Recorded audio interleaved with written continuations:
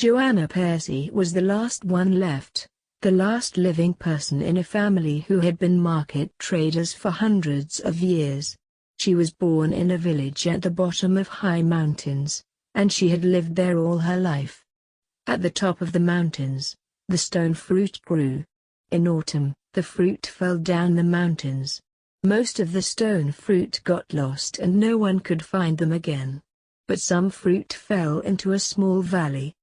Joanna's family were the only people who knew about the valley. When the stone fruit fell from the trees, they were black and hard. It took 4 long months for them to become ripe. They turned from black to gray and, finally, to silver.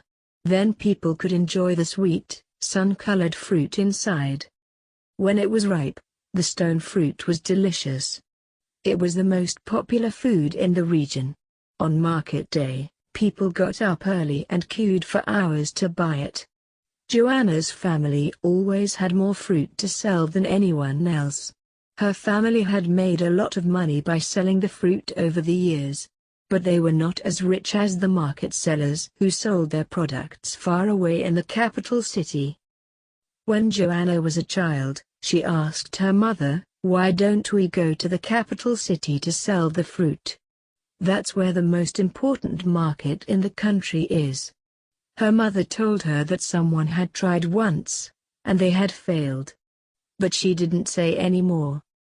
As the years passed, Joanna dreamed of selling stone fruit at the market in the capital. The spring after her mother died, she decided to go. It would take 4 long months to walk to the capital city. It was exactly how long it took the fruit to become ripe. It would be difficult, but it was possible. When the people in the city tried stone fruit for the first time, they would love it. And, best of all, they would pay a lot. She would earn more money than ever before. Joanna walked all the way to the capital city. She pushed a wooden cart full of stone fruit. She carried with her a beautiful wooden market stall. The stall had belonged to her mother, and before that to Joanna's grandmother. On this stall, she would sell her fruit. When she finally arrived at the city, she was very tired after months on the road. But the stone fruit were almost ripe. So far, her plan was working. Of course, there was a tax to enter the city gates. And there were market fees to pay. Plus, it wasn't easy to sell strange, new foods like hers at the market. The fruit had to be tested to prove it was safe to eat. The tests were not cheap and they took days to do. Joanna spent all her money on the tests. And she also needed a place to sleep while she waited. She really needed money, so she sold her beautiful family stall. She didn't want to do it, but she had no choice. After she sold the fruit, she could buy the stall back. Finally, the tests were finished and she was allowed to sell her fruit. She used the last of her money to rent a cheap, ordinary stall. But by now the perfect, silver stone fruit had turned white and lost their sweet flavor. No customers wanted to buy her overripe fruits from her boring stall. They were starting to look and smell bad. In the end, she sold all the stone fruit to a farmer to feed his pigs. He bought her cart too, and paid her much less than its value. She had lost everything. Joanna left the market in defeat. She walked through the city streets. There were shops of every kind. In one she saw the beautiful stall that her mother had given her. But she had no money to buy it back. Tears ran down her face, and she walked until she was lost in the city streets. At last, she lay down in a corner and fell asleep. When Joanna woke again, it was dark. But there was something even darker on the wall opposite her. It was a hole in the wall. It wasn't a door, because it didn't reach the ground. It wasn't a window either. This was just a hole in the wall. It had nothing. Just like her. Joanna felt so angry, with the market and with herself. She pulled off one of her boots. It was full of holes from her long journey. She threw it across the street at the hole. It disappeared into the hole, but there was no sound as it landed. The boot was gone. It was just one more thing that she had lost by being stupid. Tired and sad, she closed her eyes on the world. But then she heard a sound. She opened her eyes again. There was something shiny on the ground. It was a coin, a single penny. It was enough to buy a meal. It was definitely worth more than her old boot. It must be a joke, she thought. She waited for someone to come out and start laughing at her. But nothing happened. She pulled off her other boot and threw it after the first. She saw it fly through the hole into nothing. But this time she saw another coin fly back out, then a second and a third. Joanna picked up the nearest coin. She held it close to her face, it was real. She picked up the other coins, 3 pennies. She could buy new boots now. She took her off her belt and threw it at the hole. In it went, and more coins flew back out. She picked those up too and counted them, 10 pennies. Enough for new boots and a simple belt. Excited, she quickly took off her traveling coat, her jacket and both socks. She threw each one into the hole. When the sound of metal falling on the ground ended, she had a small pile of coins. She counted them, over and over, through the rest of the night. When morning came, the hole in the wall had disappeared. Perhaps she had lost her mind as well as her fruit, her cart and her mother's stall. Fine. She didn't care. She had 38 pennies. And if you're a good trader, all you need is somewhere to start. Joanna was now a very unusual trader. She had no shoes, socks or coat. She went from shop to shop. With her pile of pennies, she bought a large bag, a long shirt, a pair of broken wooden shoes.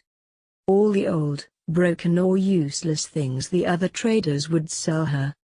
When she had spent all her money, Joanna returned to the street where she had spent the night. All day she sat there, looking at the empty wall opposite. People walked past her. Some felt sorry for her. Others wondered what she was doing. But most people didn't pay her any attention. In the middle of the night, the hole in the wall appeared again. Joanna was happy that she hadn't imagined it. She opened the empty bag in front of the hole. Then, one by one, she threw things into the hole. Even the wooden shoes went in. The only thing she didn't throw in was the bag.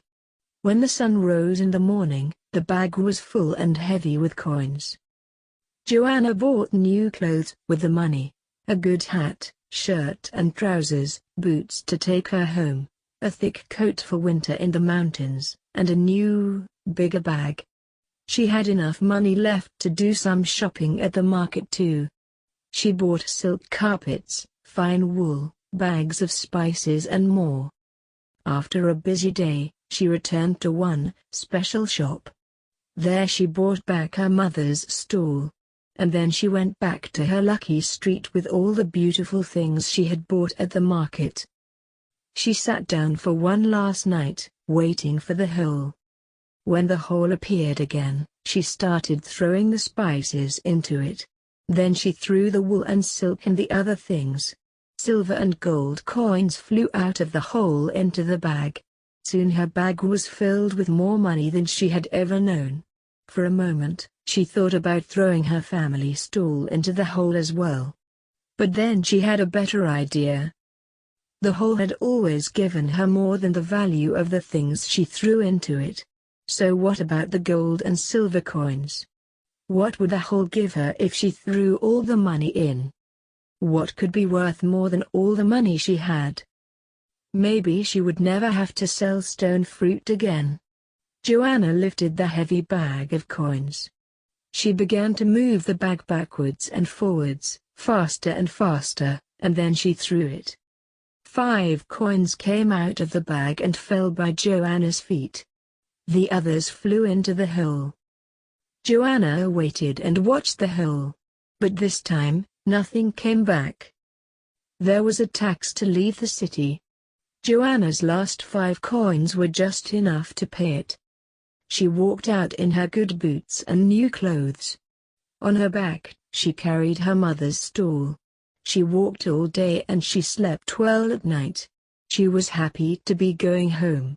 As she got further and further away from the capital, she could see the mountains of home. They looked more beautiful than ever. Her pockets were empty, but her heart was full. Sometimes she met other travelers on the road. When she saw them coming, she put up her beautiful family stall. The only thing she had to sell was her story. She only asked people to pay a penny or two to hear her story. If they didn't have any money, she asked for some food or drink. No one believed her story was true, but they believed the lessons her story contained. Everyone who heard the story learned a different lesson. For some people, the lesson was be happy with what you have, or if you want more than you need, you will lose everything. For others, it was wisdom has a high price.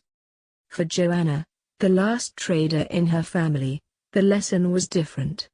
It was the answer to her question, what could be worth more than all the money she had?